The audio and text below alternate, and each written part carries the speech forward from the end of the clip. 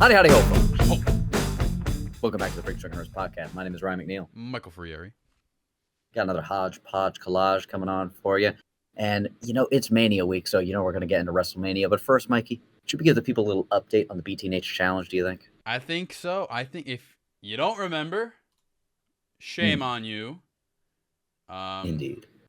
But just a little recap. We put together a challenge on Letterboxd. You can go find the list, I think, on my Letterboxd, something like that. Maybe I'll drop a link in the description. It's a little late to join, but hey, more it is power never to too you. late. You're right. It's never too late.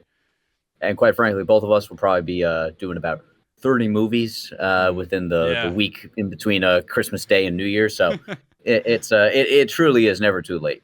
But we did 52 categories where you pick. You have the freedom to pick what movie you want to watch that corresponds to that category. Preferably movies you've never seen before.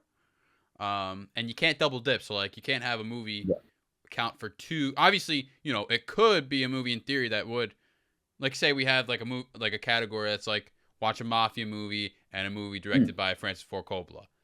Yes. You can have Godfather as the mafia movie, but you can't have it counted, or you can have it as the directed by Francis Ford Coppola, but you can't have it as both.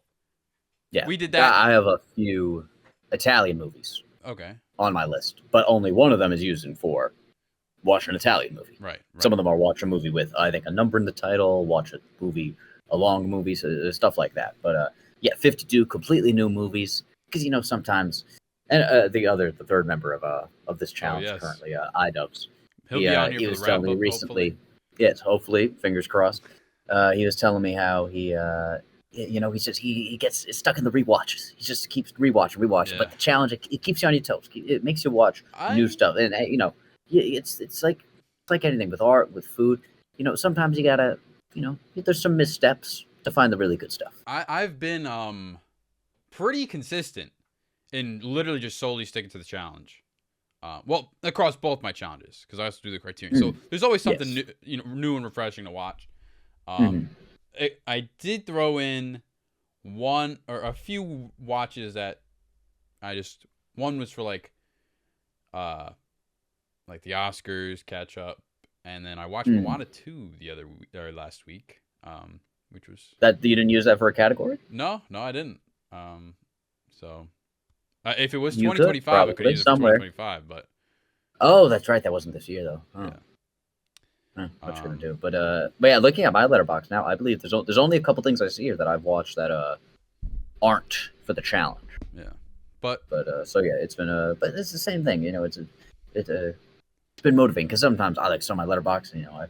I don't watch as Sometimes I'm like, do I want to watch a movie? Do I want to watch this or that? This movie's it does the work for you. The challenge. Yeah. It's what am I gonna watch? Pick from the list. Yeah.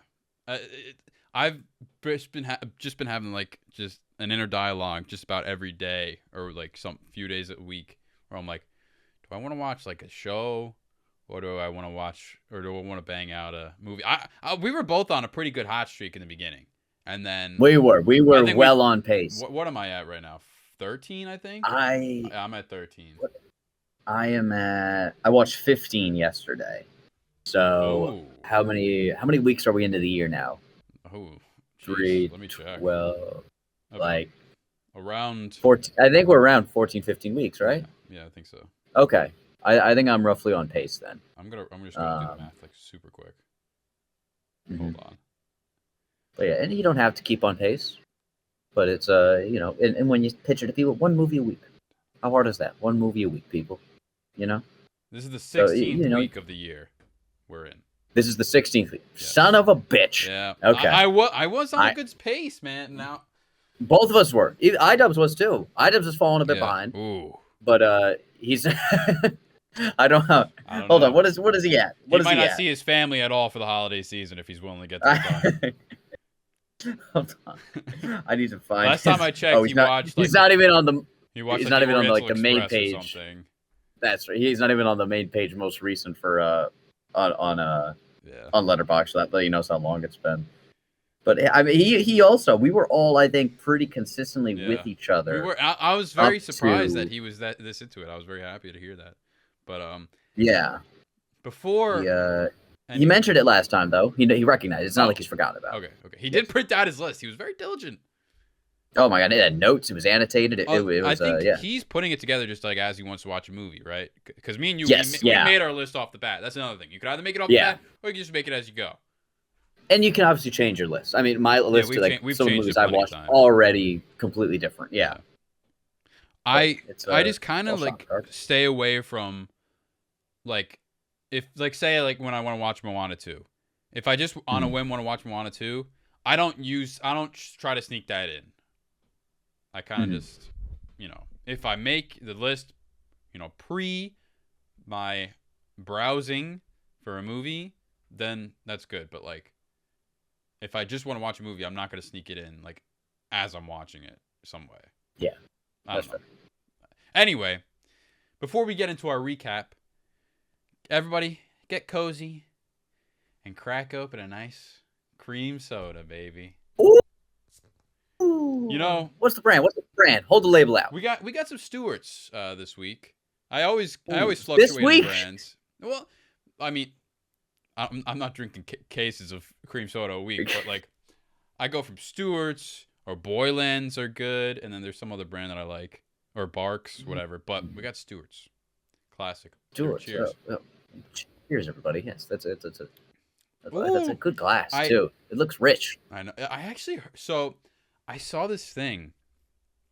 There is something that exists, which is Barks, like the root beer brand.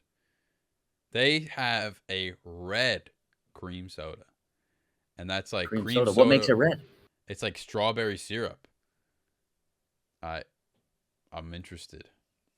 I could just like splash a little like grenadine or something in here. Yeah, you make your own cream soda, man. It'll probably but that's just like pure red. So I think that was a good noise. I don't even know what it was. It was a good noise that made when it went down your throat. It was very ASMR for a second there. Oh, really? That was a big gulp he gave. Yeah. Yeah. Wow. That was very clear. Right. Yeah. Maybe I should. Anyway. All right, Ryan. Let's kick us off here. I'm personally just gonna bounce around. Okay. Yeah. Let me see. I'm trying to think. When do you think we talked about Nosferatu? We talked about Cinema Paradiso. We talked about how the house. The house is jumping last time. The last movie I think we talked about was a movie that I watched January 18th. Just for reference, that was The King. Maybe if you can kind of see if that steers you. Okay. I'll give a little updates on what I watched since then. I watched Brother Bear. Good time. Oh, Brother Bear's I loved Brother Bear as a kid. I had never seen Brother Bear. It's one of those ones that kind of must have slipped through the cracks when I was younger, and I watched it and I was like, this, it's exactly what I thought it was. It was awesome, and it's beautiful, nice and short, nice tight movie, and it just it hits all the notes you want it to. Sound of Music, watched for the first time. Fantastic, and a movie that long. Was that for your best? Also mention the categories. Yes, this one was the most popular movie on your watch list. Brother Bear was a movie with a child main character. Did not specify it had to be a human the entire film. Well, okay. Sound of Music, though, yeah, I was a little wary of Sound of Music. Sometimes you don't know these older, long movies. I got nothing wrong with old movies, nothing wrong with long movies, but you never know sometimes. And especially a musical, it's like, can you sustain a musical for 3 hours? I don't know. They did. I really liked The Sound of Music when I was a kid. It's a classic for a reason. Yeah. It's one of those where I watched and I was like, I get it. Where some classics you watch and you're like, for sure. I believe I can't remember if me and you personally talked about it or not, but I'm thinking of Ending Things on Netflix. Oh yeah, you mentioned it to me. You said it was you. Yes. Oh wait, did you bump that up to a 5-star? I believe. Not yet. It's hard for me to bump it up to a 5 without a rewatch. Sometimes I think about it and it's like, that 3.5 is actually a 4. A 5, it's got to go under a thorough investigation. That's true. That's very true. But sometimes I'm just like, let me just stop being such a critic. This is a 5-star right here. That's how I was with Oppenheimer for like the first 2 hours. Oh no, Oppenheimer out the door. I was like, that's 5 stars. I remember me and IDub saw it, and he made it 5 right away. Yeah. And I put it 4.5. And we were sitting at Chili's, and he was like, 4.5? Why 4.5? And I was like, I can't come up with a good reason. Look, It's 5. I used to have this idea of like, I can't give it a 5 until I watch it again. But like, True. when am I gonna watch? Like, let me just watch Seven Samurai again, just to be sure. Then I True. can bump it up to 5. Like, no, I'm just gonna give it a 5 and be done with it. Yeah, it is a different feeling though. That first watch 5. Though, yeah, yeah, for sure. That first watch 5, which doesn't happen that often. But no. I don't know how many times. Cinema Paradiso actually was. I gave the first watch 5 stars. It's okay. They Holdovers was close. I know that's one where like I watched it and I bumped that up after a few watches. That's how I feel I'm gonna be next Christmas time. I'm gonna watch it and be like, this is man. It's so good. Holdover's so good. Yeah, that's one I can't wait to watch again. Like that's like mid-November, Thanksgiving, early December, Christmas Day. Yeah. You can even watch it around New Year's. It's still applicable. Yeah, it came out in October. Yeah, I think I'd probably just to like get that a full run, get a little hype before the holiday season. But I watched Saturday Night, the SNL movie. Oh, how was that? Yeah, it was really good. It's all about the first night, like the first show, and I'm a SNL fan, so it obviously like it meant a lot more for me. And I knew a lot of the stuff in between the lines that they were kind of referencing, and so the movie was made for somebody like me. But even if it's not, like, it's still like a really good. It reminded me, the closest thing I could think of was Uncut Gems, because the movie is in real time for an hour and a half, and it is very frantic. Things are moving at a rapid pace, dialogue very quickly, a lot more being thrown at you than you can process, kind of movie, I guess, and kind of writing. But I really liked it, and I think it got a lot of the point well across. It sets the scene very well. Great performances from everybody. The casting was very well done. But yeah, and I watched it like right around the 50th anniversary too, so that gave a little incentive. How'd you think I watched. How'd you think the 50th anniversary was? The special? Yeah, I liked it. It was good. It was what I expected. I don't remember. Is that the one where like Pedro Pascal does the Domingo thing? Yeah. It was pretty good. I liked it. Yeah. They had some fun sketches, and it was cool. They did a few things like that. Like it was like that. I think was this season, that Domingo sketch, but it was a big enough hit that it justified it. But that was the Saturday Night was my movie based on real events. Oh, okay. It Happened One Night was a Best Picture winner. I gave this movie 3.5. I'm probably not going to watch it again. Came out in 1934. Frank Capra. It's got Clark Gable in it, and I think it's one of those classic movies where I watched and I was like, yeah. I've just seen it done better with better actors, better story. I found like watching the old like classic Best Picture winners are a hit or like either a hit or miss. Like it's either like I guess this is just what was out, or like damn, like this is like really fucking good. I feel like they're always kind of like that in a way, where it's like it's either like something that lives forever, something that it's like, oh, this is very much of the time. Yeah. Because I mean, recently, like if someone watching, they're going to be like, Coda, what is Coda? You're like, oh, it won Best Picture. Yeah, I guess a lot. Maybe it's just us looking at just being in the time of it happening, but like I feel like a lot of Best Picture winners are kind of that like wishy-washy, like just like kind of forget about it. Like I think Coda, I think this current I think that one after it or something. Yeah, I think this current era, because to be honest, Green Book, Anora. Yeah, Green Book felt like the last one where it was like that was an Oscar bait movie that like succeeded. Like Green Book was made to be like that kind of movie. Well, Oppenheimer was definitely Oscar bait, but it was done in such a way where it wasn't at the same time. Yeah, it was just genuinely that good. Yeah. It wasn't, but you could tell Nolan was getting he wanted his Oscar. Oh yeah, 100%. But I feel like Best Picture winners since Green Book have been kind of, like you said, even this year's Anora, it's like just kind of movies that like, I don't know, understated in a way. Speaking of Oscar baits, not on my challenge or anything, just going off the riff. I watched The Brutalist. Did I tell you about this? I think you texted me, and yeah. the movie opens really strong. Mm. And I'm like thinking like, oh, this is good. Like the music's hitting, the cinematography is really good. And then the movie actually starts and it's just so boring and just like insufferable at times. Like Is his the just the length of it, the the what would you length, say, the I don't know, like I self-aggrandizing of it, maybe? I just like, yeah, like the plot was kind of just like all over the place, but like the main plot was like an undertone of everything that was like actually happening, which was kind of Okay. that's kind of annoying, you know. Yeah. And part one and part two, it's in parts. There's an intermission. There's a 2024 movie. There's an intermission, if you can believe it. It's kind of cool, actually. Part two is significantly weaker. And It's a long movie. yeah. Also, Adrian Brody's voice is just so annoying. And it's almost like watching Nosferatu. It takes him so long to get through a sentence, and this accent he's putting on, just like I don't like.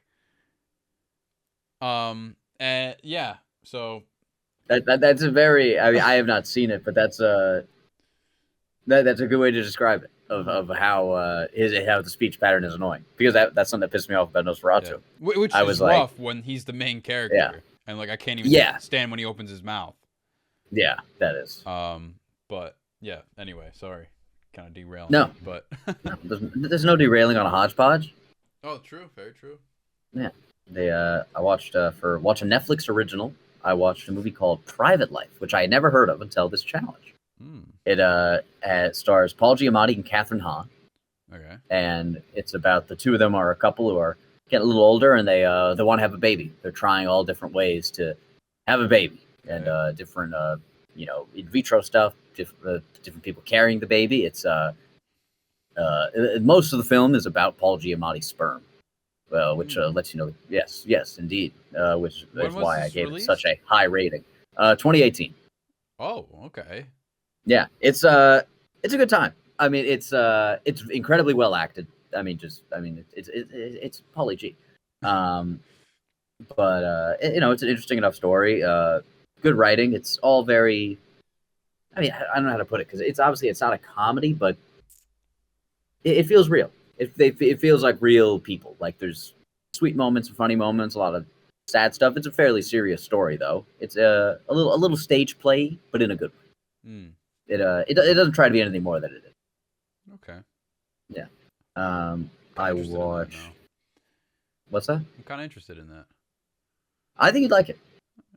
It's solid, easy watch. You know. After that, watch a Jimmy Stewart movie. Oh. I got this one on the list. I watched the movie You Can't Take It With You, directed by Frank Capra. Same director of It's a Wonderful Life, and this movie has very big It's a Wonderful Life vibes. I gave it 4.5 stars. I thought this movie was fantastic. It's nice. All it's got a little bit of a Romeo and Juliet romance storyline, and a lot of anti-materialism, anti-wealth messages. Kind of all you need is the fam. We all fam. We all fam. But it was very good. It was very sweet, very very sweet movie. And could it be schmaltzy? Yeah, but that works on me. So. Could it be what? Schmaltzy. Schmaltzy. What does that mean? Yeah, like sentimental, overly sentimental, maybe. Okay. Yeah. And then I watched for my my 2025 release. I got this one out of the way. You did? What was it? Well, I had to check with you to see if this was allowed. Right? It was a documentary I watched called Secret Mall Apartment. Secret Mall Apartment. Personal, I guess, in a way, for me, because it takes place in my home state.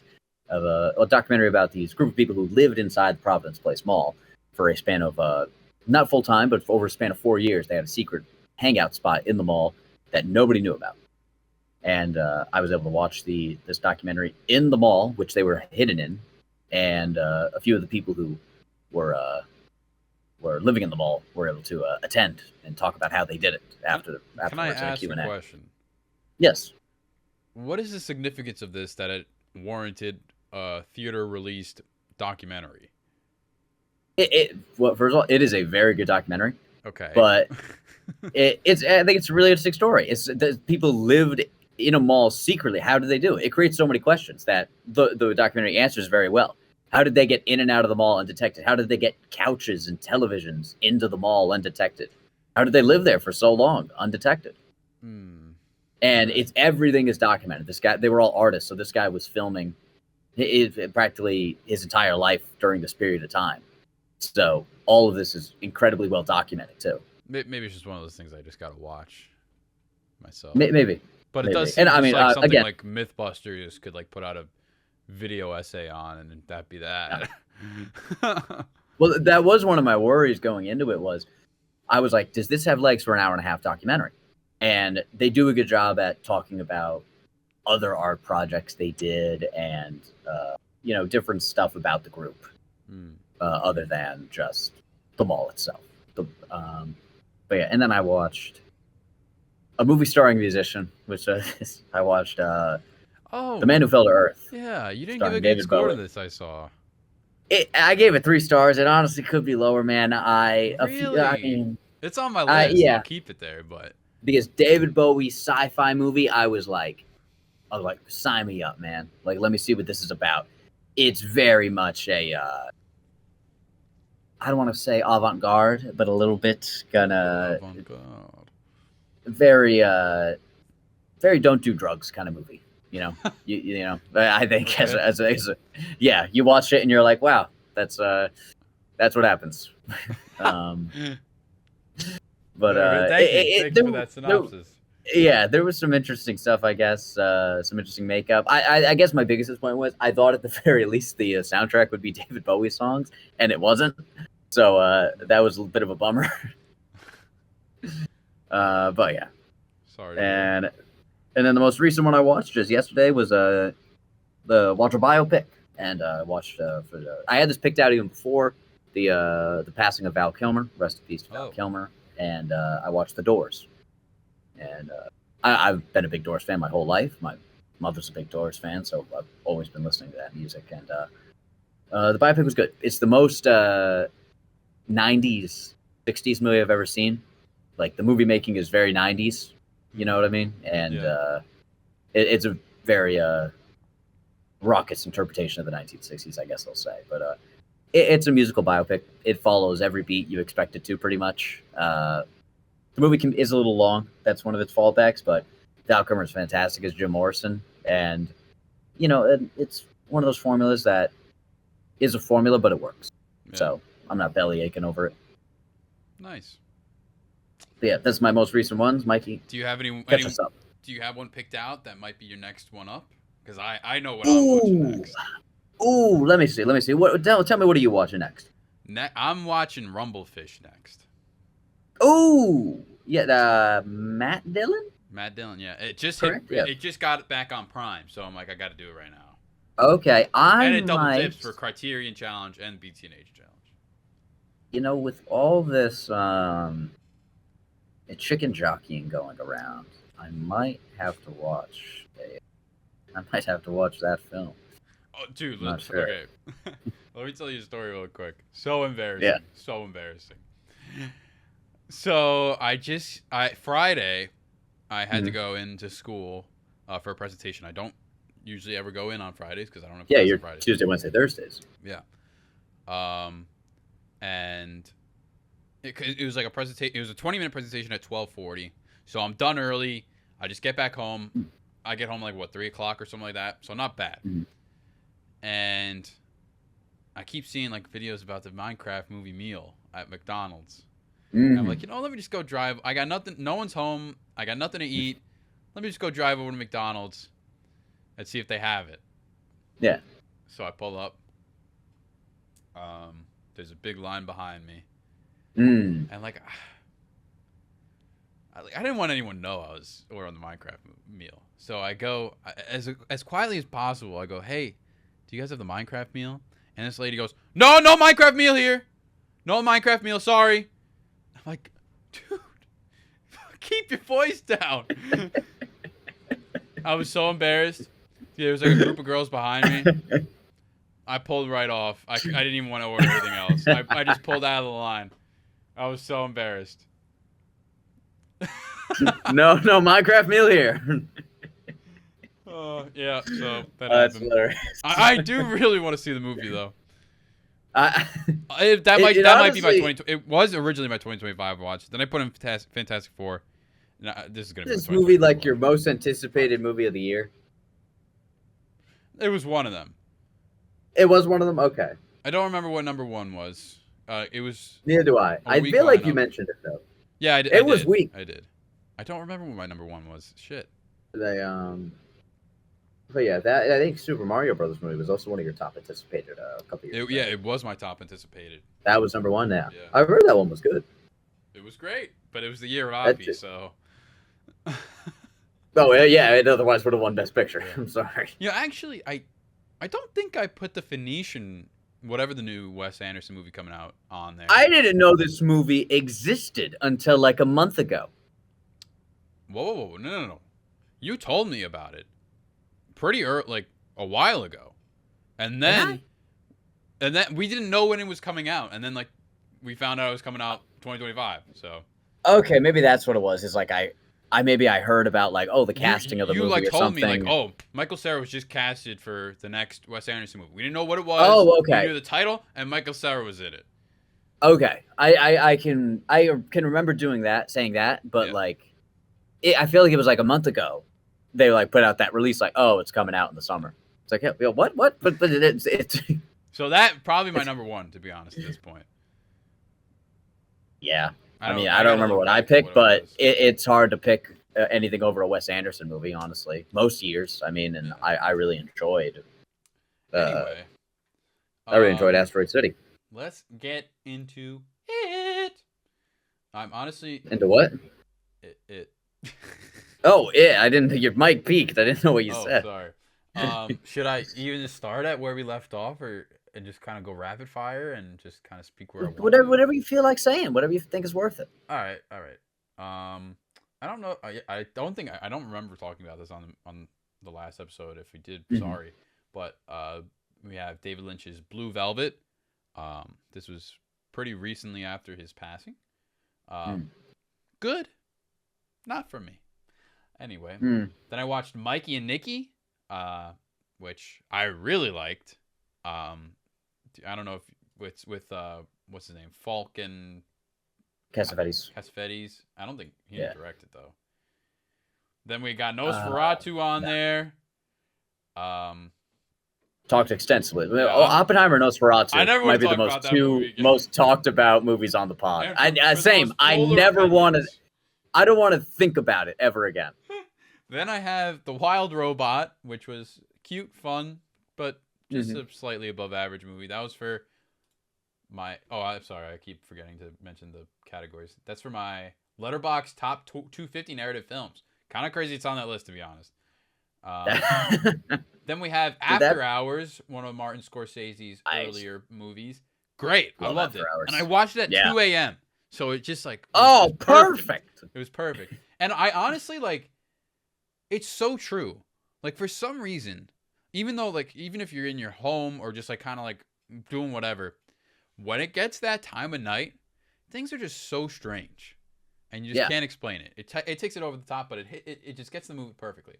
Anyway. Yeah, you could tell me that wasn't a Scorsese movie either. It's so good. I'm sorry. That was for the Criterion Challenge. Oh, well, bonus for you guys. It's okay. Bonus. A little treat for you. Then I watched Sonic the Hedgehog 3. Which was a video game adaptation category. I love the first one. I love I think the first one is a really good movie. The second one is the best comic book movie. A video game movie. Probably. Okay. I would have to go back and think about the rest, but the second and third movies are kind of weak, but they're still fun, and I still get into them.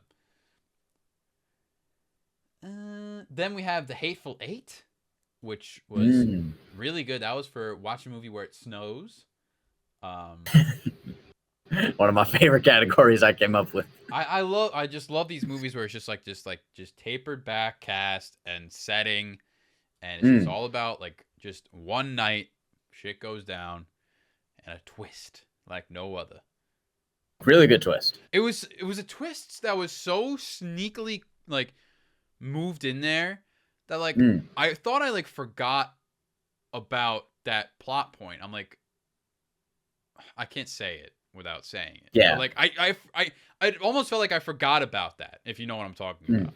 Like when you and I don't know how to walk around that reveal. Anyway. But yeah, Tarantino's great. For him to like manage to put a twist, like a really good twist that's like 45 minutes before the movie ends, like some of them are. That's one of my favorite Tarantino's also. Like that's up there for me. I give that be 4.5. I did as well. Like for me, like that's better than Pulp Fiction and the Kill Bills. It's better than I agree. I think Kill Bill is actually really weak. Yeah, Volume 2, I don't remember anything. I haven't watched Volume 2, but Volume 1 is just so well. Volume 1 I remember liking, but same thing. It's like I remember some stuff, but like it's the same thing. I'm never probably gonna go back and be like, oh, I'm gonna watch 4 hours of Kill Bill right now. Yeah. Then I watched Dread, which was the non-Marvel DC superhero movie. It's with what's that guy's name in the Carl Urban? Boys? Yeah, Carl Urban. It's fun. It's like an overly raunchy like superhero satire. Like, is he like technically a superhero? No, I guess not. Because he's kind of like it's almost like a RoboCop. Okay. And like I would consider RoboCop like a superhero-esque movie. Yes. Yeah. Yeah. Anyway, maybe that kind of doesn't fit the category, but that's what it was. Well, it was a comic book adaptation, right? No, it was a non-Marvel DC superhero movie, which it counts. It was a comic. Okay. Yeah, whatever. But I remember after that movie came out, there were a lot of people who wanted Carl Urban to play Batman. Would you what would you assess from that film with him? No, okay. Yeah, he was fine. Okay. Just Batman is just so much more than just kind of like he's a very monotone, grunty guy in this movie, and Batman is not just that at all. So, yeah. Anyway. Okay. Then I wanted to get it done early. The longest movie in my watch list was Lawrence of Arabia, and I could see why it's so well renowned. It's kind of boring, but yes, it is. You get into like the politics and stuff like that, and like the cool like fighting scenes and whatever. But just like the scale of it, like you just see like just packs of like the caravans moving through like just the like empty desert, like it's just super cool. It's a super cool movie. Yeah. Then I watched Ikiru, directed by Akira Kurosawa. Love. I love Kurosawa, and this is other than like I think High and Low. Oh no, Dreams I guess too. This was I've watched very few Kurosawa movies that aren't samurai movies. Yes. And this is just so good, and it like gets you in the feels and makes you feel good. And I like after he dies. I wouldn't really call that a spoiler, but I like the way it's handled, where like he gets the courage to build the park, and then you don't see it happen. But after he dies, like they're talking about like the events that took place and what they noticed in him during the whole process, like at his funeral. It was just a very cool way to piece everything back together. I agree. And there's a lot of movies that should learn from something like that, where if they're like, like I remember a lot of people saying it about the movie Passengers, and there's a few others people have brought it up of like, if they just told this non-linear, and like it seems like why would you? But sometimes in an instance like this, it might have dragged a little bit if they just told it regular. Yeah. This adds a whole new element to it and makes it kind of cool. And, it's not as, kind of, I don't know, it might have been a little melodramatic if like, oh, he dies at the end. He built the park. This kind of makes it, a different kind of sweetness. Yeah. You knew, like watching this, like I knew exactly what the ending was going to be. But then they turned it totally on its head, where it was almost like a completely different movie than what I expected. And like the ending just was not the ending I expected. Yeah. And anyway, just because of how they decided to tell the story. So great job on that. Then speaking of Val Kilmer, I watched The Prince of Egypt, which is a non-Disney animated movie, and I think I watched this as a kid, way too long ago for me to remember. So it's basically I was going to ask you, I've never seen it. It's basically a first watch. Amazing. Just one of the best animated movies I think I've ever seen. Does it, kind of lean on the source material to make it so great? Maybe.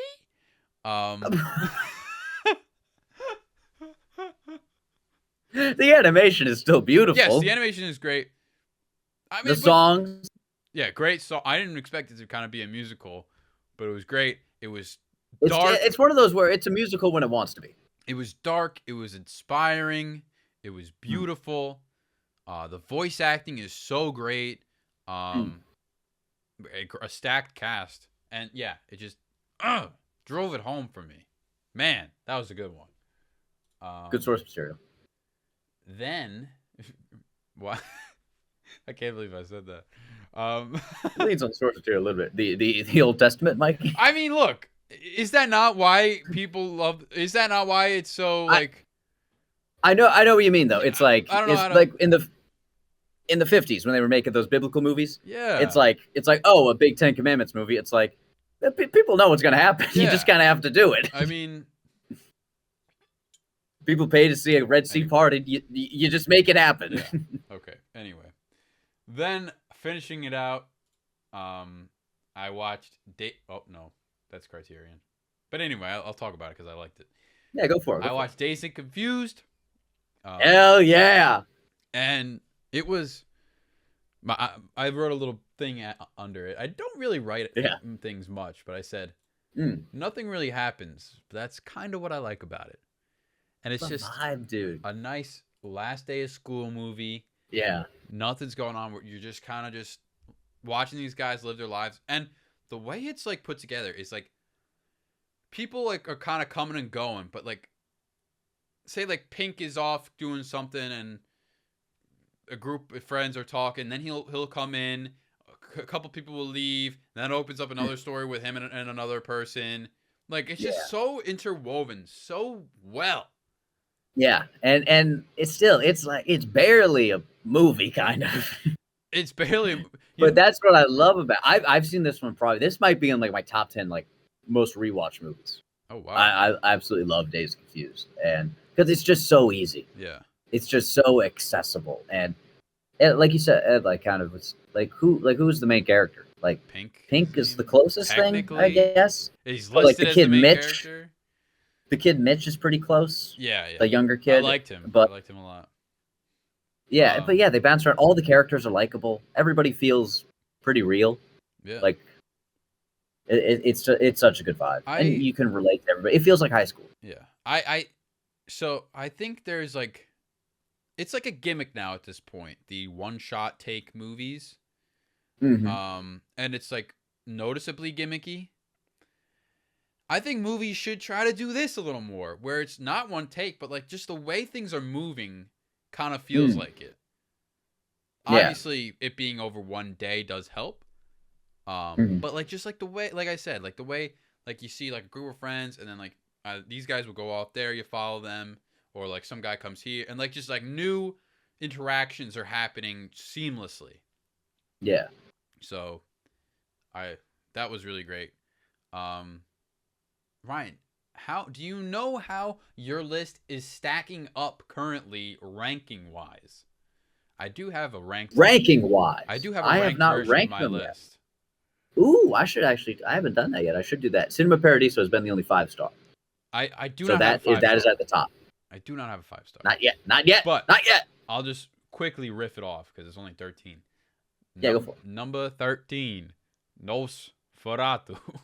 Mm-hmm. Then I have The King. Then I have Smart House. Then I have Kubo and the Two Strings. Then I have that movie Carry On. Then I have Sonic the Hedgehog 3. Oh, that's right. Jeez. Dread, Blue Velvet, The Wild Robot, Lawrence of Arabia, The Hateful Eight, Ikiru, and The Prince of Egypt at number 1. Let's go. Anyway, that just about does it for our updates here. So why don't we get to something a little more time sensitive? Yes, folks, you're probably wondering why Mr. Juan Cena has been looking over my shoulder this whole time. Quite angrily, might I add. And that's because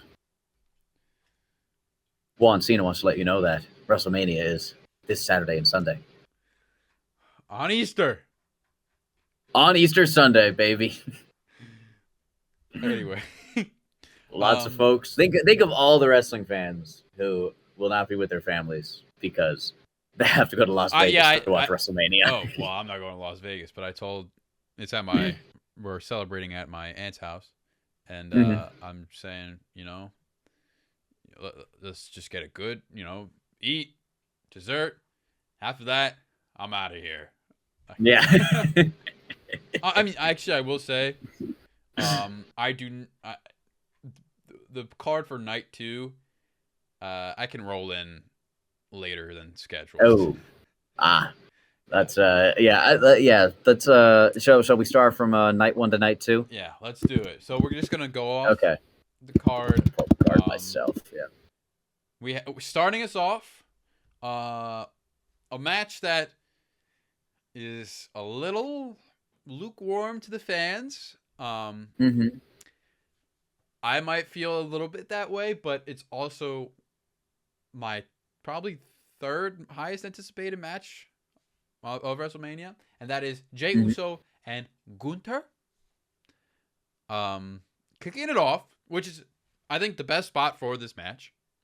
I agree, because a lot of people are kind of just dreading this match. Yeah. Like you said, lukewarm. I'm pretty ice cold on it, not gonna lie. I like Gunther. I like his whole gimmick is he always has a belt. Cool. Jey Uso is a guy who I think everybody likes, but World Heavyweight Champ, I don't know if I see it. And are they really going to kick off the show with the World Heavyweight title changing hands? Yeah, I think it being the first hole gives away the fact that Jay's losing. Yeah. But I don't know what the right decision is. I really don't. Neither do I. And I don't think it does Gunther any good if, it's like, he always has the belt. He's the ring general. Like, Jey Uso's the guy to knock him off his pedestal? Really? I thought, Randy and him had a little thing for a minute. Yeah. And I was like, Randy's perfect. Randy's the legend killer. We have a new legend. Have Randy take the belt off. I actually think, I don't know. See, I don't know where the Seth Roman Punk feud is going to go after this. If if Gunther retains, I think the best feud possible would be Gunther Roman. I think that would be pretty sick. I like that. Yeah, that gives both of they match each other on the mic. I think. I think Roman could have some fun with that. He is the ring general and the tribal chief. It just makes sense with their character wise. Them both being great champions. And Roman was the WWE champ for so long. It makes sense if he's like, oh, now I'm after something different. He's after the World Heavyweight this time. Yeah. I'm still excited for this match. Jey Uso does enough for me to really get hype and at least be happy if he gets a win. I'll throw a couple yeets in there. I'll yeet. Hell yeah. Yeah, I'll yeet. It's one thing that I was like, they did this stuff and it's like hell yeah, man, main event Jey Uso, and they put him at the bottom of the card. Has he ever been main event? Except for the tag match, I think with. It was like night 1 tag match a few years ago or something. Not even Mania, like in general. Oh, probably. I don't think so. Probably. Yeah. I mean, I can't tell you specifically, so I'm not gonna say you're wrong. Anyway, I'm just saying he's not really that big of a main event, but no. I see what they're saying. I want to see Gunther gone, bro. So I kind of want Jay to win, but I don't think Jay is the right champ. He'll hold it for that's the thing. He'll hold it until it's the next, I don't know, week. Yeah, pay-per-view. I don't see. He needs to at least hold it for another pay-per-view. Have one big defense and then lose it. Because if he loses it like next Raw, oh, that's a big fuck you to everyone. Yeah, they would only do that with like they did that with Brock, I think. Like somebody got the title very quickly, and then Brock took Kofi. it off like almost Yeah, immediately. Kofi. Yeah, that was rough. Yeah. But yeah, that's the thing. It's like Gunther just like you said. I think Ring General, like Tribal Chief, like they match each other. I think, but just him, same old Ring General stuff. Like he needs a spice. He needs some spice. I don't think Jey Uso is the spice. He needs, there's no. It's not working. It's a boring gimmick. It's a bread and butter gimmick. He needs someone to elevate that a little more. Roman's the guy. It ain't Jay. It could have been Damian and it could have been Drew, but I mean Drew was off with Punk. What happened to Damian, dude? Where the hell did he go? I know. Like let's backtrack to about a year ago. Last Mania, he cashes in, and we were like, really, Damian? Oh, yeah. We'll see how this goes. The best El Campeon I've ever seen. This guy was an amazing champion. This guy was amazing as champ. And then everything with the Terror Twins was awesome. And like I thought there were reports, and it looked like they were really going to keep pushing him and keep pushing him.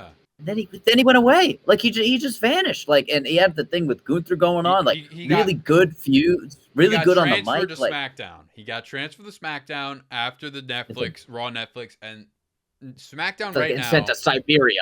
Like I said to you, Raw going to Netflix is the worst thing that ever happened to SmackDown. It is literally just a black hole. It is. SmackDown is so bad right now. It is awful.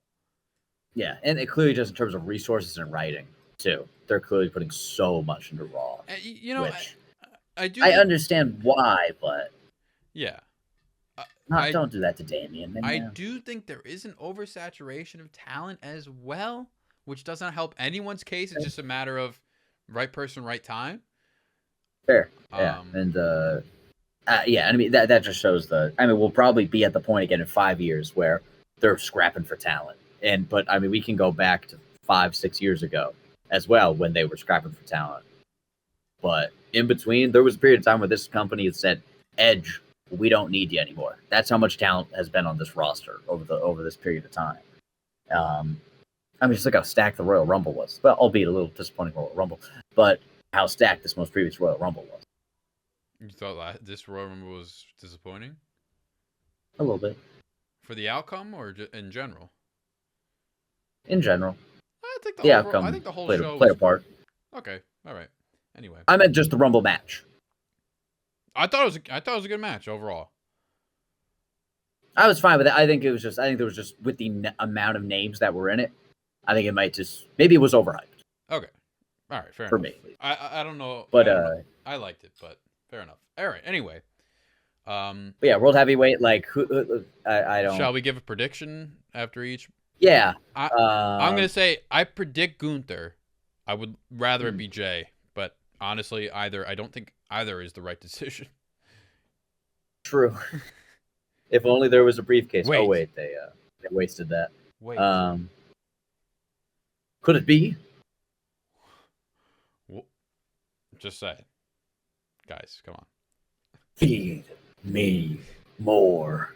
Anyway, what's your? I'll say Gunther. Okay. I'll go Gunther. Why not? Now we have. I don't see it happening. Now we have the World Tag Team Championship with the War Raiders and the New Day. What happened to the tag belts? They put some good time into the SmackDown tag division. Like they had a match at Rumble, DIY, and whatever the Cloverfield Machine Guns, whatever the hell they're called, the Motor City Machine Guns.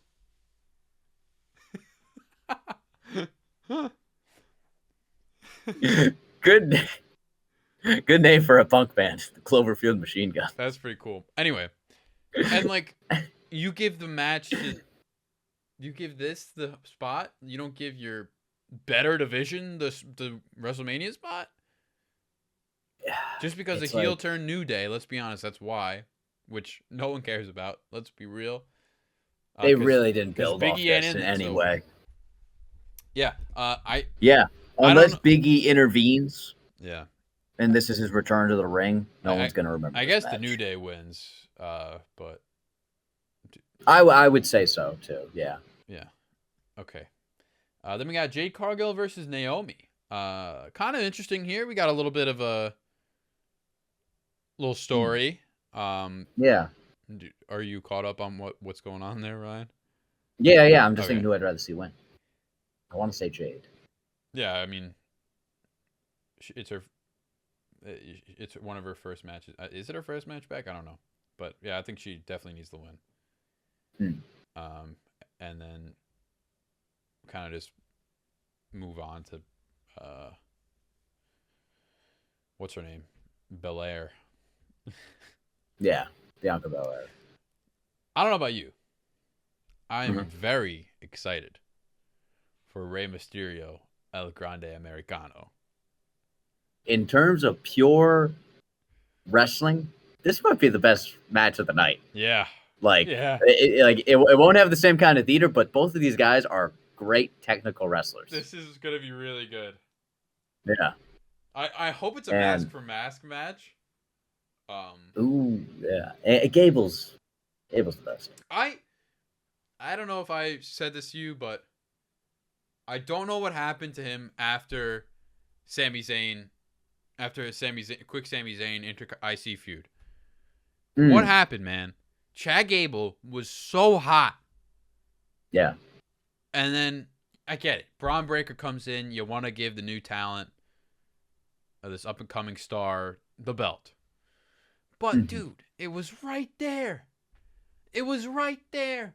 You had people caring about Chad Gable and Otis. When are you ever going to do that again? El Grande Americano for the win. Why not? Give it to me. Anyway.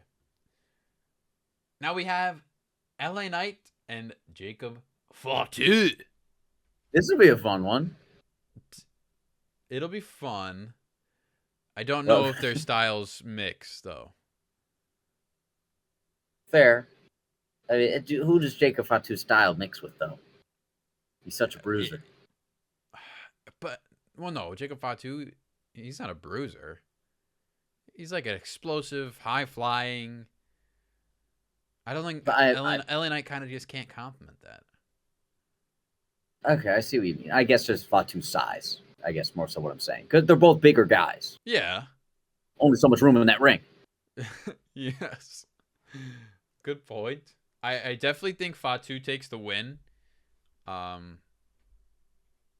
But yeah, and that's another. Yeah, I love LA Knight, but they do kind of feel like they're just kind of using LA Knight to give and take the US title to other guys, which honestly fine. I like LA Knight. He's not going to lose any heat. He's had his day in the sun, like he's not. And I think this is his peak. I don't think he's going to get even an IC run, maybe. I think it could have went higher than this, but I don't know at this point. Like I said, there's a oversaturation of talent, so he needs a little something else going on. I think even though he's such a good talker, I wonder if a manager or something else like that could compliment him. Ooh, I don't know. That's a good. Maybe. Not a bad idea. Wade. Yes. Wade, his biggest fan. Yeah. That's pretty good. That's pretty good. I was trying to think myself. I was like, who'd be a good manager? I was like, oh, the guy who praises him every week. That is pretty good. I'm not opposed to it. But yeah, Jacob Fatu gets the win. Get some goal. Is it even a new bloodline anymore? Are they still together? I don't know.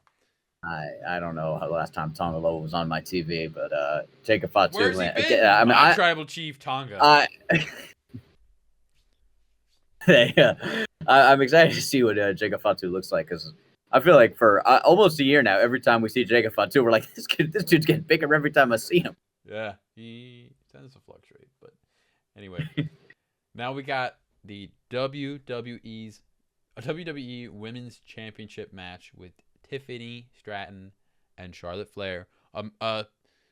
a feud that has just made some headlines recently with their last It's promo. getting spicy. Yeah, that got interesting really fast. I'm very Yeah, excited for this match. I'm loving it.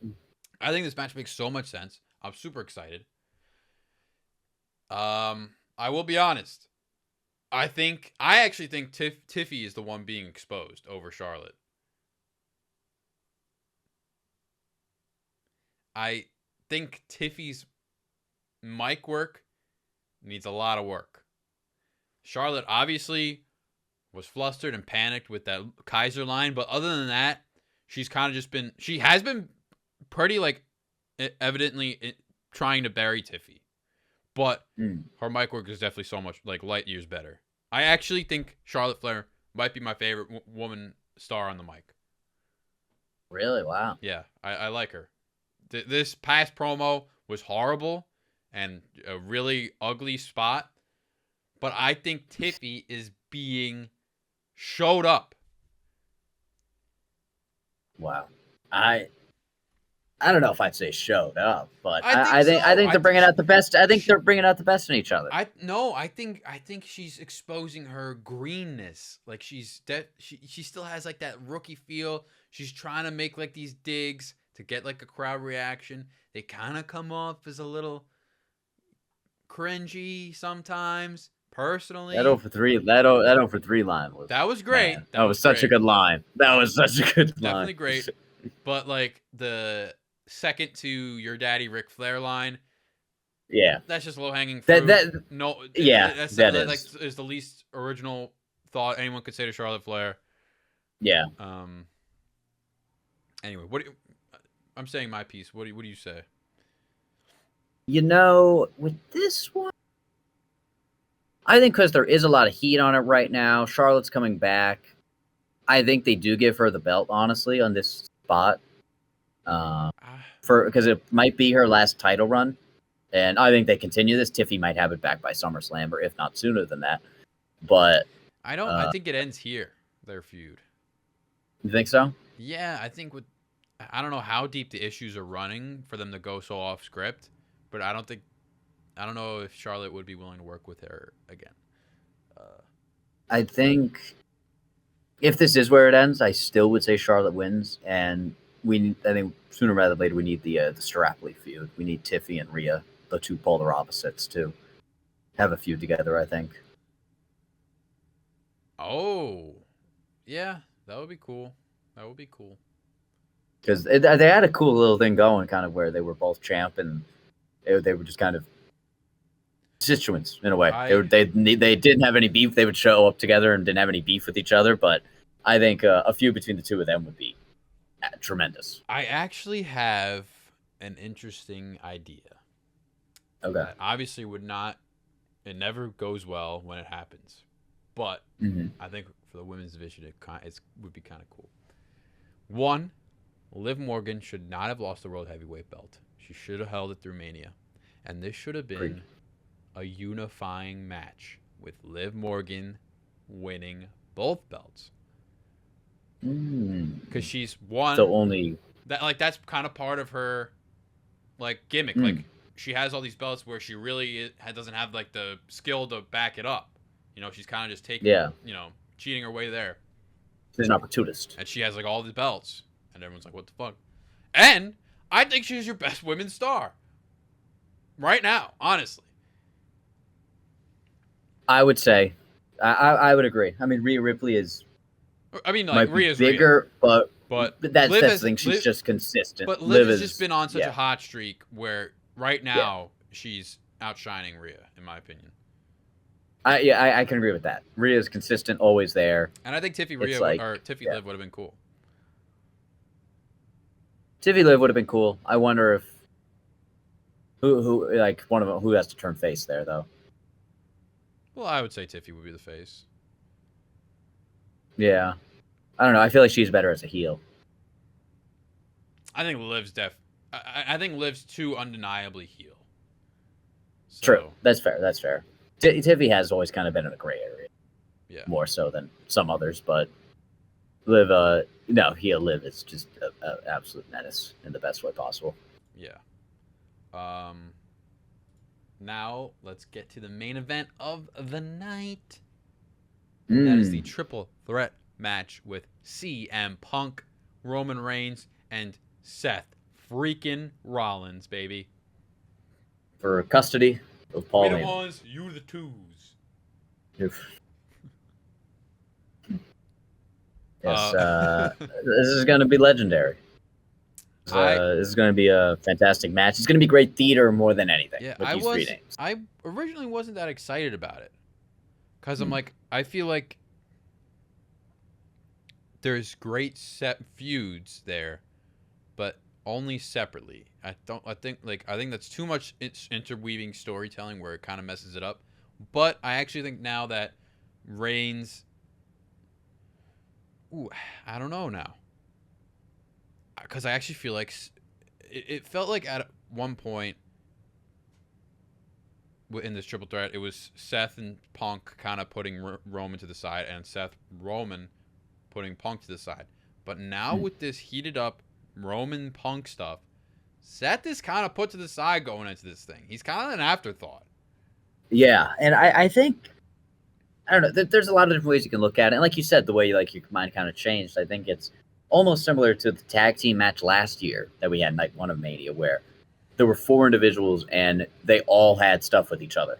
They all had a history. You could draw lines. And I think they've done not as good a job, but they've done a good enough job creating that, because Roman and Punk have the Paul Heyman stuff. Roman and Seth, it's been going on for 10 fucking years.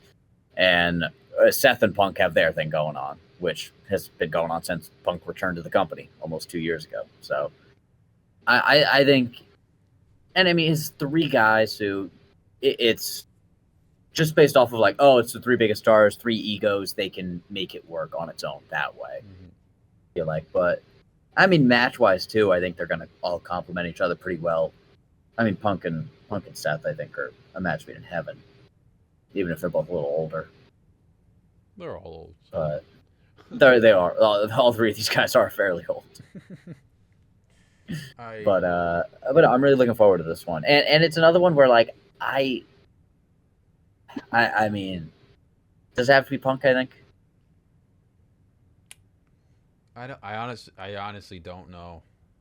This is when I really don't care who wins. I'd be happy if Roman wins and he gets another day in the sun. I'd be happy if... I mean, there's no belts either, so it's just the glory of this match. Seth is maybe my favorite wrestler ever, so I'm not going to be mad at that. Punk is too. Punk and Rollins are 2 of my favorite wrestlers ever. But I mean, Punk to be like get his main event Wrestlemania moment, to defeat 2 of the biggest guys in the company, 2 homegrown WWE guys like that, I think. I'd be fine. I'd be fine with anything. Those are the best matches. Yeah, I don't know who wins, because I'm also trying to think like where could you go after this? Because you can't keep having triple threats with these guys forever. Yeah, like I bet it will. One branch. of the feuds needs to blossom out of this thing. Yeah, I bet one will continue. I don't know in what way, but Paul Heyman will be involved. I think Seth is gonna. Either way, it's going to be Seth against one of these guys that comes out of the match. I don't think it's going to be The Rock I don't think it's going to be Roman Punk that carries on. Do you think they're intervening in this way? What's that? Like, do you think someone could intervene? Whether it be a Rock, whether it be a Brock. I don't know. But I don't see the reason. I don't know. I'm just thinking if they do try to have 2 of these guys continue a feud, and then does the other one get their feud from what happens in this match? Yeah. I don't think it would be Rock. That's a good question.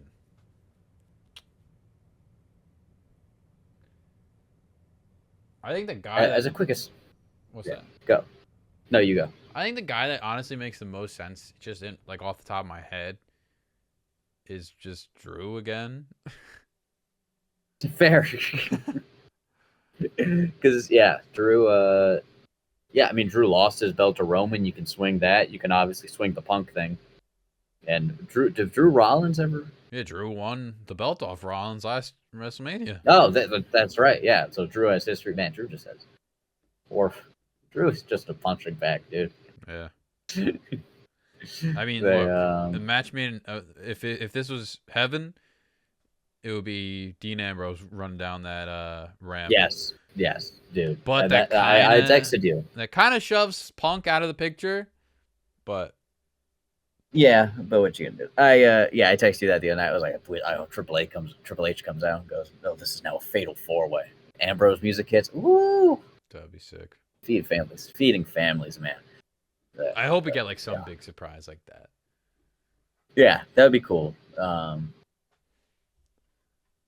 Yeah, there's going to be a lot of cool callbacks, obviously, in this match, and I mean for a main event too. It's it's one of those where I have a hard time seeing it being disappointing in any way. Oh yeah, I think this is gonna. Yeah, this is gonna tear down the house. Maybe it probably will be the best match I think of Mania. But yeah, I would have to agree, theater wise and just pure wrestling wise. Final pick, locking in for the win here. CM Punk. I think it'll be Seth. Come on, Mikey. What time? That's not what time it is. I don't know, man. I don't know. I'm not mad at Seth. Seth makes the most sense to me. I'm fine with Seth, honestly. But like, I would love for it to be Punk because Punk is probably my favorite out of the bunch. I would love for it to be Roman, just to have Roman get his get back. Yeah, I mean everybody loves Roman. I think Seth would be my least. Not that he'd be my least favorite win, but like, I would like it less than the other two. But I don't know. It's making the most sense in my head right now that it's Seth. Anyway. Okay. Moving on to night 2, baby. We're talking Sioux City here. East. We do have the Rhea, Io, and Bianca triple threat, which could be. This might be amazing. Let's be honest here. Yeah, that could be real good. Could be real good. Io Sky's one of the best working women's stars in the division. She's so exciting to watch. You got Rhea Ripley, who's just. I saw the other two. And then Bianca. Yeah, I mean, it's great. It's a great triple threat. This is gonna be cool. So might have to put that on at Easter dessert. What time does it even start the show? I don't. It's got to be early, right? Because it's in Vegas. A little earlier than usual. Earlier than last year when it was Philly. It's early. Well, Vegas is behind us. It would be earlier if like a time was. Hold on. Because like what? It's gonna. Oh no, never mind. Yeah, no, you're right. People in Vegas are pulling up at 1 o'clock. Well, if it's because I think like it always starts. It's like the Super Bowl. Like the Super Bowl always starts 6:30 Eastern time. Okay. Even if it happens on the West Coast, that means they're playing at 3:30. Okay, 7 p.m. Eastern. 7 p.m. Eastern. Okay, so it's 5 p.m. there. Yeah, 4. But yeah. Is Vegas in the West? Yeah. Time zone? Oh, I thought they were Mountain Time. Oh no. Oh, okay. Oh yeah, I guess they are that far over. But yeah, who do you want to win this one? I don't know. Yeah, do I? I kind of want Bianca. I like pushing Bianca a little more. I was just about to say. I mean, Rhea does not need to lose. Rhea can lose every match that she has for the next 10 years, and it will not matter. So no, she's reached the point that kind of the best comparison I can think of is what Randy Orton was in the 2010s, kind of where it's like he literally doesn't need a belt. Just put him anywhere with anybody, have them do whatever they want. They're gonna be fine. So yeah, either Io or Bianca. I think it's time to give Bianca the belt. So, I'm happy with that. Yeah. Io Sky. How long has Io Sky had it? Not that long. Not a crazy long time, but I mean, she won leading up to Elimination Chamber, but she did. She had the women's the WWE Championship belt at WrestleMania 40 that she lost to Bayley. So I think Bianca makes a lot of sense, especially when it could lead into a Jade Bianca feud. Yeah, which would be great. Next, we have the Fatal 4-Way for the IC title. We got Braun Breaker, Penta, Finn Balor, and Dominic Mysterio. Now, Mikey, tell me, what's the name of the company again that puts on these wrestling events? W. Thank you. I forgot for a moment. I hope the mic probably like whatever happens when I hit like too high of a level, it like cuts out. I heard all of that. Okay, good. Then the lovely viewers at home heard all of it. I would say I want Penta to win this. Not gonna lie, dude. I think most of the crowd's rooting for Penta, right? I don't know. I actually don't know. I've seen a lot of Dominic picks, personally, which this is the way he would win it. I don't mind. If there's 3 other people, it would cause a rift between him and Finn and Judgment Day, and I think it's time for Finn to just fucking pack his bags and leave Judgment Day and kind of do his own thing. And again, I wouldn't be mad if Finn wins this because he's been Finn just got to get a win, man. So yeah, and as the lead man of Judgment Day, it'll make sense that he has the IC title. I think it should. I would like Penta the most, because that'd be awesome. He's so much fun to watch, and he's so he just has so much momentum, so quick. So just give him the belt, and have a Braun Breaker Penta feud or something. I don't know. But at the same time, nobody wants Braun to retain. I don't. That's all we know. I don't see them justifying Braun winning or Braun losing because he's just so protected, unless they all just gang up on him. Yeah, I mean that makes it easier for him to lose. I bet, I guess, because there are 3 other guys similar to that. What was the triple threat last year? It was like Randy Orton, Kevin Owens, and someone else. Was that LA Knight? Was that the 3 of them? I don't think Speed was there. Maybe it was or was it Logan? No, it was LA Knight versus AJ Styles. I think it's Logan. Oh yeah, I think Logan. Because I think the 3 of them, it's it was Randy coming back. Randy had a lot of momentum. He's the legend killer, but it's 2 other guys, so it's not it's not like he just lost straight up to this other guy and it buries them. So how I think Braun has that here is that someone is here just to take the pin. Which tells me that that's a bigger reason for Braun to lose, because someone could just sneak in a pin while he's knocked out inside ringside. It could be cool if Dominic pinned Finn. Yeah, if they make this Judgment Day centric, I'm fine with that. Yeah. Or Penta pinning Dominic. That'd be cool. Man, Penta with a belt. Ooh. This will be a fun one. That'll be a fun one. I'm interested. It could go off the rails. This isn't a guaranteed this is going to be a great match, but it's got a lot of potential. Yeah. Anyway, I think just the outcome will be interesting. Braun winning obviously is the most boring pick. Yeah. I will place my pick. I think it will be Dominic Mysterio. Yeah, I'm gonna go with my heart on this one. I'm gonna say Penta. Penta. All right. Next we got just a fun. No. What's it called? No belts.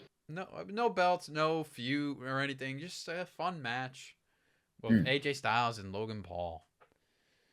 I think this could be really fun. I think they're both super exciting in the ring. I think this might be one of the funnest matches of Mania. Yeah. I don't know. What? It's not that. I don't know why. I just can't get that into this one. Okay. I mean, yeah, me too. I definitely like AJ and LA Knight better. Their personalities are better, but I think the ring work here is really cool together. Yeah, the ring work will be great because they're both athletic. One's obviously AJ is the vet here, and he's got a deeper bag, but Logan's more athletic. But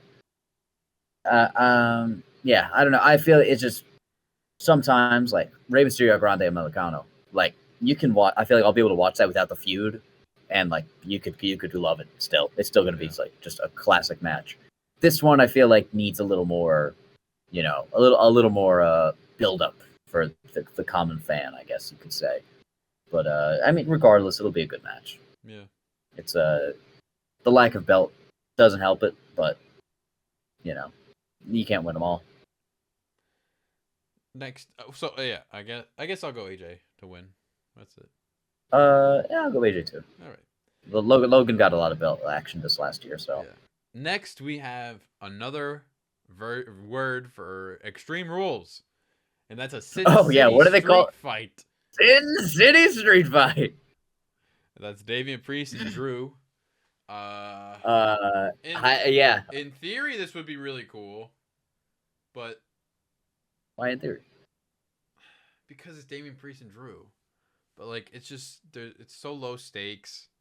It's just kind of like we have Drew doing nothing, and we have Damian doing nothing, so I guess we'll have them kind of be a little mad at each other when both of them should be elsewhere doing better things. If right now each of them was the one way or another, like the World Heavyweight and the IC, that's honestly what these two guys should be doing, or the World Heavyweight and the WWE right now. I mean, that they're both at that level, honestly, and that's the thing. I love El Campeon, but I feel like Drew just hasn't had a big win in so long that I feel like they're going to give this one to him. Oh yeah, he definitely should take the win. But I think this would have been one of these guys should have had the belt instead of fucking Gunther. Fucking Gunther and Braun Breaker are the two guys holding the number 2 and number 3 belts for the company right now. And I mean, Priest is so good. Yeah. The choke slam is. I think that might be the best choke slam. Maybe. Drew, but it'll be a fun one. It's just so weird. Drew and CM Punk it was probably the biggest feud in a long time in the whole business. Legendary. That's a feud people remember for years. Yeah. It almost felt like that feud could never end. But obviously it kind of had to. But like, this is just such an odd place for Drew to end up in. I agree. Especially both of them being banished to fucking SmackDown. Yeah, which stinks. And each of them, I also feel like perhaps their styles might be a little. They're both like the same build, the same size. Kind of like clash. The dynamic might be a little. Yeah, they might clash a little bit, but I mean, they're both great.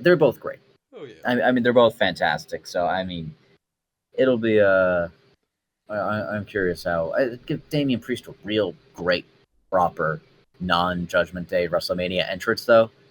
I mean that's what I'm looking forward to. Yeah. All right. So give me Drew for the win there. Next we got the Women's Tag Team Championship match, which is Bayley and Lyra Valkyria and Liv Morgan and Raquel Rodriguez. It's a fun match on paper. Yeah. I will say, Liv Morgan should be doing so much more than this. Especially, like I said, she had the hottest year.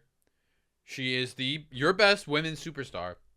And all she has to do at Mania, one, she doesn't have the belt at Mania, which is a travesty. Two, it's a fucking tag team match. Like, what are we doing? And I've said it before where I like it when they take former champions and make them and give them tag belts to give them something to do. I like it. But that's when I think it's too early. Yes, that's when their time as champ is like run its course. Liv's time as champ had not run its course. Her shooting after the belts at the very least, going after other high-profile women in the division has not run its course yet. This isn't like, like Rock and Foley having the tag belts a year or two after they were champ. Like you said, it's all happened so quickly, and now she's one of 4 in a tag match for some friggin' tag belts. When exactly like you said, she should be fighting Io Sky. She should be fighting Jade Cargill. I mean, at the very least, even if she's not going after a belt, she should be involved in one of these bigger feuds as a solo. I'm just worried that she will fall into like a picture like Damian Priest. Damian Priest, I'm gonna be honest, I don't think he'll ever work his way back up to the world title. I just don't see it happening.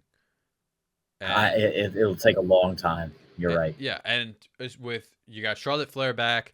Tiffy's got a little bit of spotlight. Bianca Belair, Io Sky, Rhea Ripley. Yes, obviously, Liv does have a place in tag. It makes sense. But she needs to find her way back into that title scene. Somehow. I don't think it should maybe another Rhea feud, which I would be totally fine with. Or a Tiffy feud or a Charlotte feud. I don't care.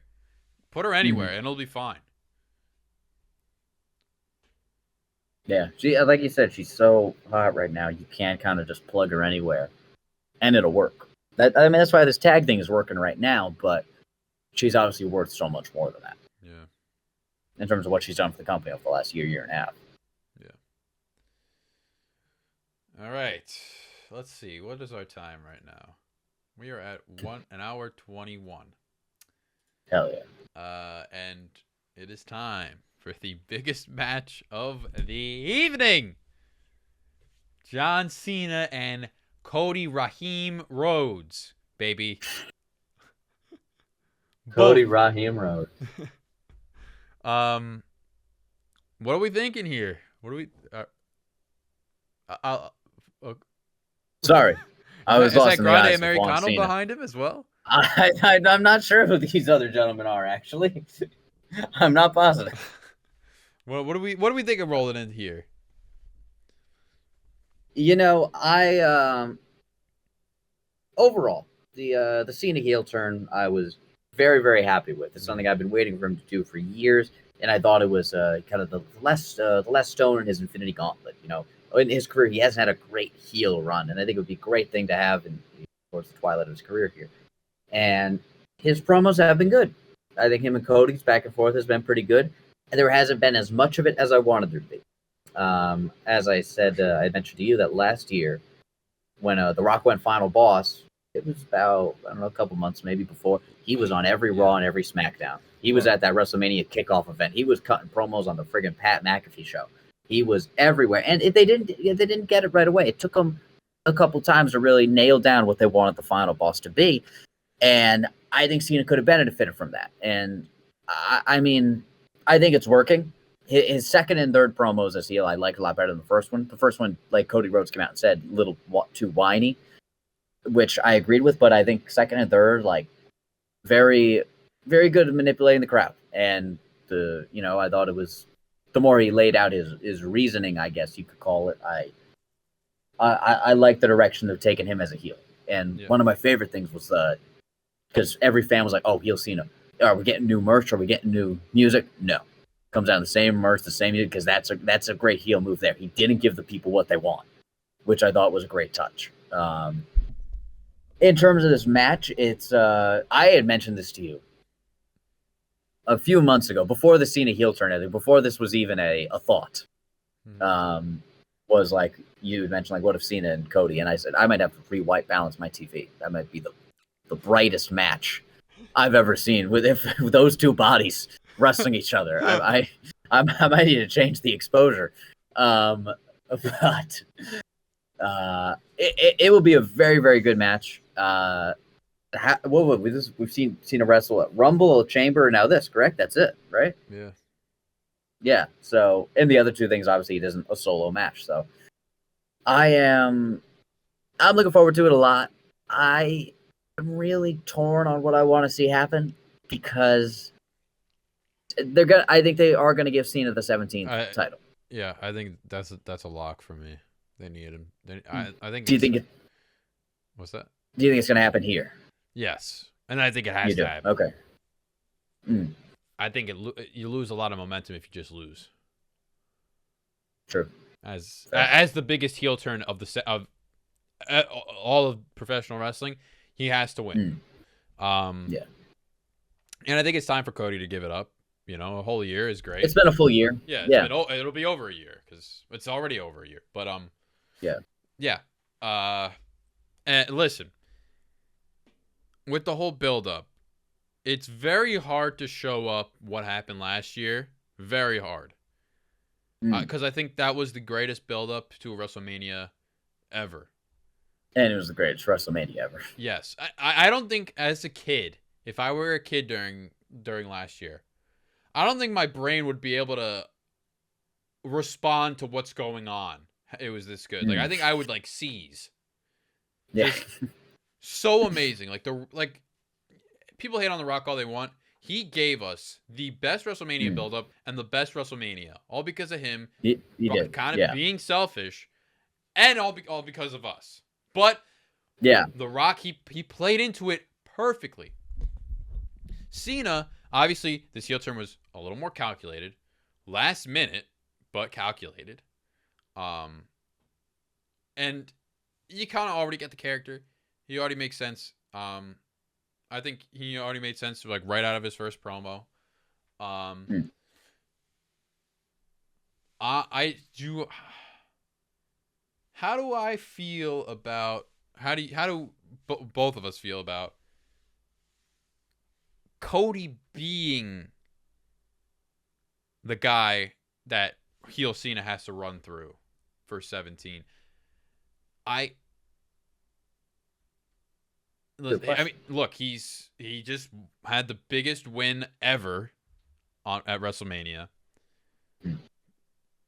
But his run right now, his championship run as a whole, as someone who won it off of the Tribal Chief Roman Reigns with a not a record-breaking, but like a damn near close title run, held it for 4 and the years final or whatever. boss. Cody's reign always felt like more was coming. But it took so long that more is here, and Cody,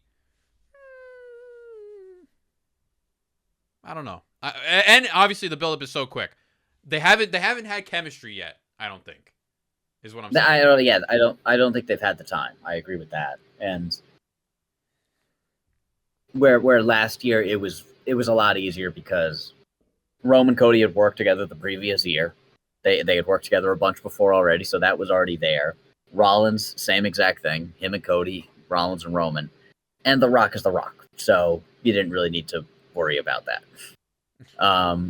But yeah, these two, it's come upon quite quickly. And in terms of Cody's run, when he wins it like that, everything else is kind of going to feel like a downward slide in a way. Yeah, it's, to beat. But, I mean, great matches with Kevin Owens, great matches with AJ Styles. Who else has he fought in this run? Logan Paul. Carmelo Hayes. He fought... Yeah, I was going to say, he fought Carmelo Hayes on a random episode of SmackDown, I believe. Solo.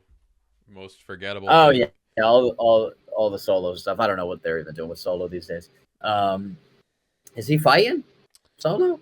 Well, there was that whole little like brief storyline of Kevin Owens is injured. Who is Randy gonna fight? Solo came out, but it has not been listed on the card, so I don't know. Yeah, because that was another thing I remember hearing a lot of people say, like, "Oh, no, Randy." Yeah. But yeah, I think Cody's reign it's been as good as it could be, more or less. Yeah. I mean, yeah. I mean, he could have.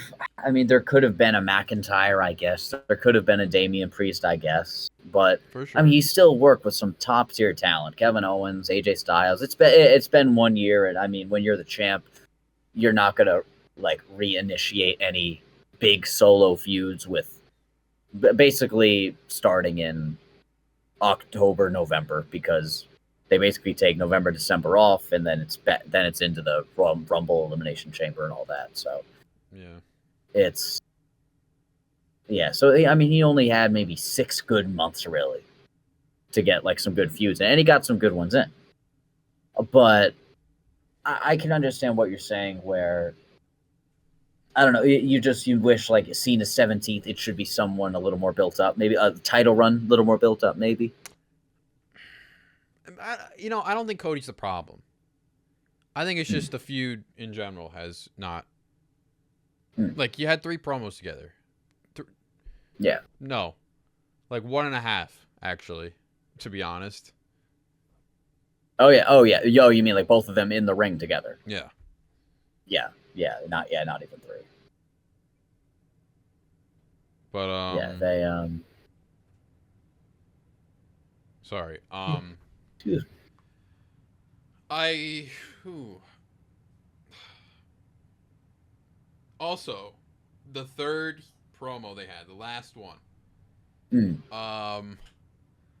played with fire, then they kind of got burnt a little bit. WWE.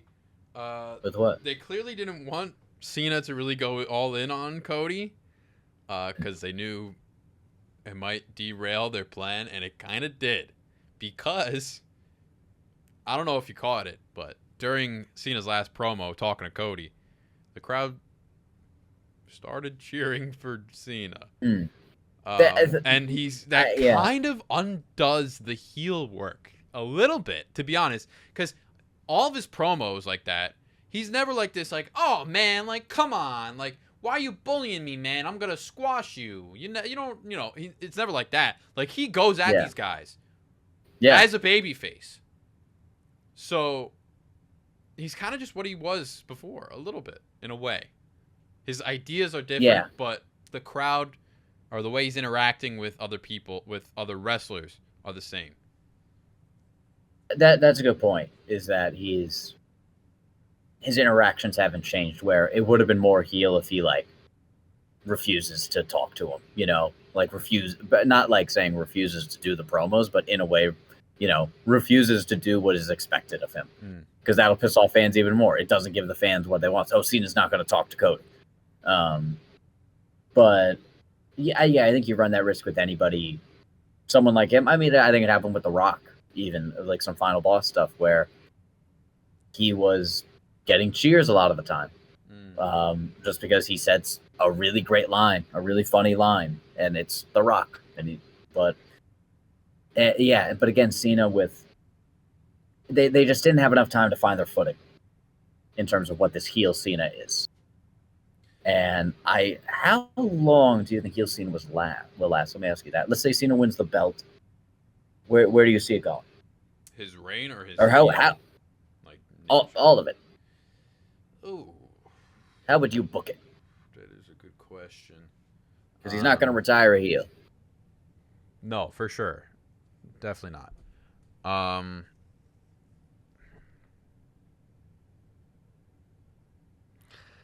I think he'll retain past SummerSlam, personally.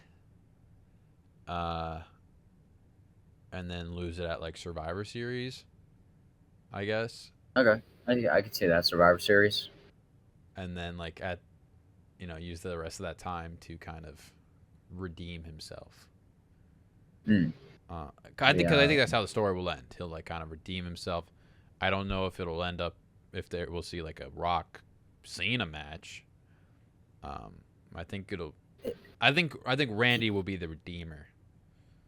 Randy, he'll definitely. I could see Randy beating him at Survivor Series, and then they have a handshake, and Cena kind of comes back to the light side for his last few months. But let's say, how many feuds can he really have? Like, he's gonna have 3 more opponents, probably 3. I honestly would be fine if it's just Randy from here on out. I wouldn't be mad at that at all. Low key, this Kevin Owens thing is kind of like, obviously it's horrible, but it opens Randy's schedule. It does open Randy's schedule. So I also texted you. I was like, I need, Cody and Cena to be fighting. They collide with the referee. They're about to pin him. We need a referee.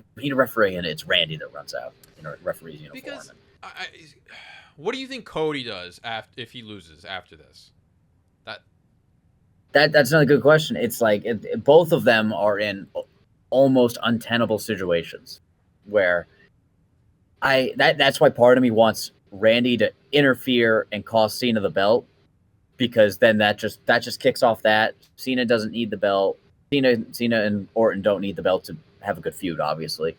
And then because if Cody loses, it's like, man, I don't know, because unless he wins it back from Cena.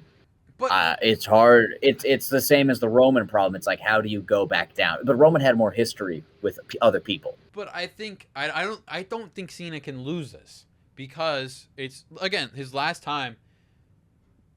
if he wants his last time to be predominantly as a heel, like I said, he loses the momentum. Cody can lose because he has more years to give, and he's after WrestleMania 40, he is the biggest star out there. So yeah, he will find his way back, whether it's maybe with the World Heavyweight belt. I don't care. You know, I don't think it'll. I don't think there will be a rematch at SummerSlam. Is what I'm saying. I don't know. I don't either. I don't. I would. I don't know. This thing. I agree though. I don't. I have a hard time seeing like Cena beating him and then Cody winning it back at SummerSlam. That just doesn't seem like I don't know. That and I don't think they would. Cody would lose twice. No, he would have to win it back. And I think honestly, his real feud is again not with John Cena, but with The Rock. Whether The Rock will come back or not, I don't know. Yeah, that practically became the main feud. But people, Cody Roman almost became an afterthought because Cody Rock was so good. I will, as an aside, it's crazy how last year, like Rock and Roman was gonna happen until they pivoted. I think everybody thought it was gonna happen this year, though. Yeah, I think it was just like The Rock's. Obviously he's a busy guy. Yeah. So, and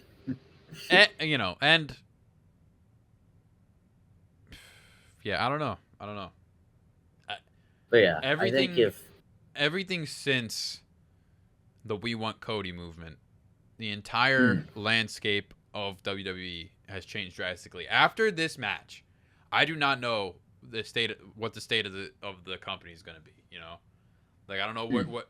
I think it's certain that John wins, but I don't know it's so up in the air what happens after. With either of them. Yeah. Yeah, it's, and I love both of them. I do too. But I gotta stick by. I gotta go John, man. Yeah, I'm leaning Cena winning as well. But yeah, it leaves Cody in a very interesting situation. It leaves him with a great year-long title run. But yeah, I will say, I mean, after that, like, how many guys are worthy of fighting Cena if Cena's going on this heel run with the belt? It's like Randy, Roman, Punk. I don't think it should be end of list, really. Ooh. I think Roman would be sick. A Roman Cena match? Nah, well, they already did that though. How when, like 21, 22? Yeah. So maybe that tells us kind of what the winner of the triple threat could be. Because I think maybe it'll say you could leave Punk up for discussion and him kind of out of the picture. And True. Punk is kind of a face-ish, so he could try to. But listen, unless Cena's schedule changes, there's only going to be one feud left out of this thing. So yeah, that's true. I don't know. I really don't know. I don't know either. It's because we all had all these fantasies that all made so much sense, and then we just stopped seeing him, and things made less sense. Yeah, and that's one of my big things. I mean, this retirement tour is now 3.5 months on, and he's made 5-6 appearances. It hasn't been nearly as consistent as we wanted it to be, especially for a guy who is going for the main belt. And we only have to hope that if he does win the title, that he's there on a weekly basis, because that's what the champ needs to be. So yeah, and I mean, it hasn't helped his character. It hasn't helped him settling into the new climate, I guess, of the, because especially his, the way he was handling being a face, when he first came back, it was very over the top, in my opinion. I wasn't into it. Yeah. And the heel turn, I think, was very needed, and I was very happy with it. But like I've been saying, like, it takes time sometimes to find your footing, and I don't think he's never done this before. He has never been a heel before. So I think it was a matter of it could have used a few more appearances for the fans to get used to it and for him to find out what works best, what he should be doing. So I wonder what his entrance will be. Just like they've been lately, just walks out. Maybe. No expression. Yeah. Slowly to the ring. It's last Mania, so it would feel wrong for him not to do something true, somewhat big. Yeah, that's a good point. But one of my favorite heel things is the towel that he always throws into the crowd. He just puts on the ring. That's a great little touch. Great touch. Well, I'll lock in John Cena as my winner. I will as well. For you, Juan. He guides others to a treasure he cannot possess. But we shall see. It'll be a good Mania. It'll be a fun one, an interesting one at the very least. It'll for sure be interesting. I hope it's a good show. That's all I'll say. Obviously, the whole fan base has been a little disappointed in the build-up. Again, like I said, you can't compare to last year. It's so hard to tell. Yeah. Regardless, we're going to get some great matches, independent of belts or feuds or whatever. I mean, Mikey, we're getting a Sin City street fight. Come on. Bagow! I haven't seen anything like this since the Philadelphia street fight. Is that like the new thing now? Like every city, they're just going to have like a East Rutherford street fight at MetLife. That's next year, right? Is next year MetLife? No, well, SummerSlam is at MetLife this year, and I think next WrestleMania is New Orleans again. Oh, that's right, because I saw the logo for it, and it looks exactly like Rock the logo from 2014 or whatever it was. But yeah, the East Rutherford street fight, baby. Let's go. East Rutherford street fight. That's a Garden State street fight. We shall see you all in the retrospect after this. Yes, there our will be whole world might be to shaken discuss. up. We have no idea what we're walking into. Who knows? That's what's so exciting. I love it. I love it. Now, Mikey, with before we hit a hidey ho, I just want you to tell me once again the name of the company. W. And with that, we wish you folks a Heidi.